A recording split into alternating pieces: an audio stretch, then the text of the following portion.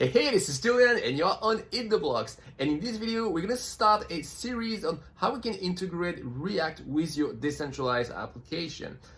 And in this specific video, I'm gonna talk about why you should use React for your decentralized application and what are the different ways to do it. So first, why should you use React? A decentralized application is a web application that has a complex UI. So for example, when you send a transaction to the blockchain, you need to wait 15 seconds before a transaction is mined.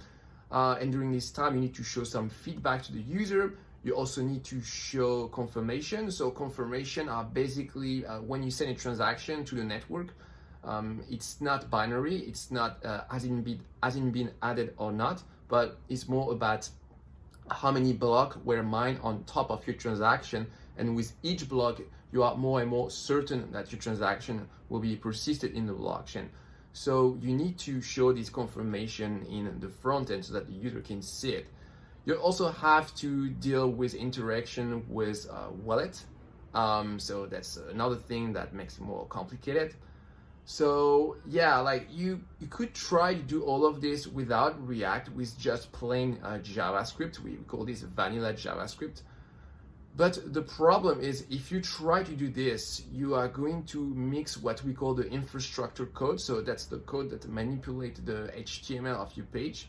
You're going to mix this code with the business logic.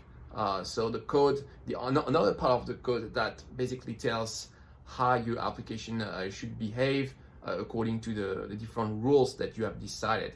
So when you mix this business code with the infrastructure code, in general, it results in what we call spaghetti code, so that becomes really messy, and that's what we used to have with all the jQuery code base. So we want to avoid this, and what React does, it really helps you to solve this problem. So with React, you never have to manipulate the HTML document of your page. All you have to do is you express your UI in terms of functions, and you let React handle the HTML. So that really simplify your code.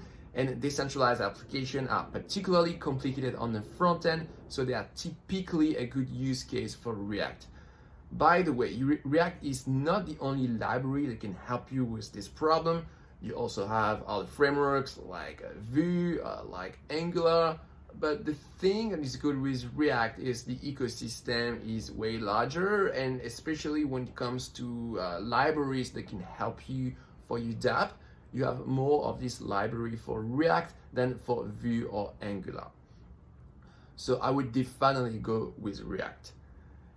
So this being said, there are different ways that you can integrate your React framework with your decentralized application.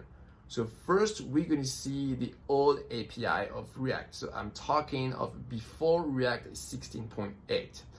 So this old API is also known as a lifecycle method API. So I'm talking of a method like componentDidMount, componentDidUpdate, etc., etc. So with this API, your components can be either function or they can be class-based.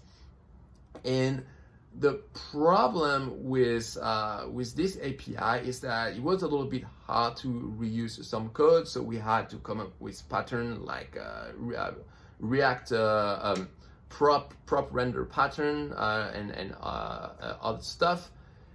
And yeah, like that made it a little bit more difficult to reuse some code. So the React team came up with the new API from React.8, and this new API is called the Hook API. So in the Hook API, you don't have components anymore, but you have only you don't have a class-based component anymore, but you only have a function-based component. So to manage your state, you use something called hooks, and I'm going to show you this after in this series. But basically, so you totally get rid of the lifecycle method, and it makes sharing some common code much more simple than before. So at the beginning, when you see hooks, it looks a little bit scary when you're used to the old API. but quickly realize that you really simplify your code base. Then another thing we can do with React is integration with Redux, because one of the problems that you can have with React is that part of your your components tree might have the latest data, but another part of your component tree might be out of date. So in order to solve this problem, what you do in general is that you lift the state in your component tree. So if you have a state that is deeply nested in a child component, then you lift it out to a parent component, and after you can hydrate it to all the components that need this state. The problem is that you can make your parent component a little bit too heavy. So in order to solve this, there is this library called Redux that basically extract state management from your component, and that allow you to easily keep all your components connected to the latest version of each data.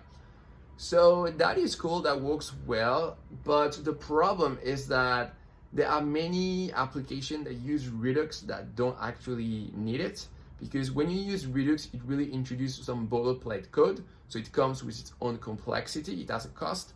So you shouldn't use Redux unless your application start to be really more complex.